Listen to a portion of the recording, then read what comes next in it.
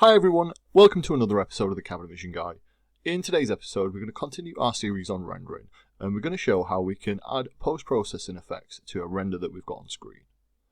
So to access these effects we need to right click and go to Properties and then into the rendering that we're using and down to post-process and just enable them. And what we can do is we can set some defaults in here, but what I'm going to do is just show it on screen, just show some of the settings that we might use and some of the effect that we might have. So with our post-processing effects enabled, the first thing that we can do is select tone mapping, and to be honest I always stick with the photographic. I find it works really well. The next thing that we need to do is to alter the exposure if we want to. Now with each one of the slide bars, the best thing to do is do a render and just have a little bit of a play and see what effect they have for you. Obviously I've used this quite a bit, so I know the settings that I'd use and I know what I have set for defaults for my particular scenes. This does vary from a daytime to a nighttime scene as well, especially when we start to look at things like temperature adjustment. So that's where I'm going to start with. So I'm just going to increase the exposure a little bit just to make it a little bit brighter. And as you can see that, it's visually changed on screen.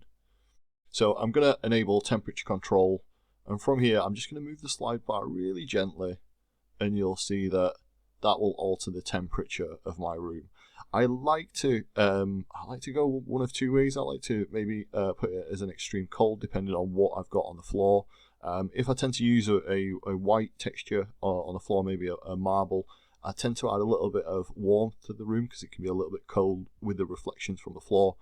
But because we've got a nice warm floor to begin with, I'm just going to leave that about, I think about 45 in there. That'll do for me. Brightness is already set to 60. Contrast, I can increase and decrease that one as well. The contrast one's really nice for just adding a bit of depth to the colour or contrast. We can then choose, and these ones again are really subjective, we can choose to sharpen the image or add burn to the image.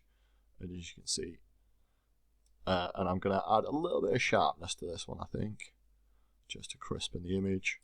And we can also, if we have a little bit of a play, we can set these and just increase and decrease the glow. Again, with the post-processing effects, these are super subjective. Some of my renders look really nice without any effects whatsoever. And then some of the rooms, especially if we're in a smaller room that's maybe quite hard to light properly, we don't have a couple of really nice windows to get some nice bright sunlight through. Increasing some of the brightness and playing with some of the settings can be really effective for getting a nice render. We can also add post-processing effects to an image if we're outputting an image file through the normal Windows image editing. But for that one I'll do a separate video again. Hopefully you've found this video useful. Feel free to give us a like, share and subscribe. We're also on Instagram, that's instagram.com/thecabinetvisionguy, and on Facebook as well, that's facebook.com/thecabinetvisionguy. Cheers!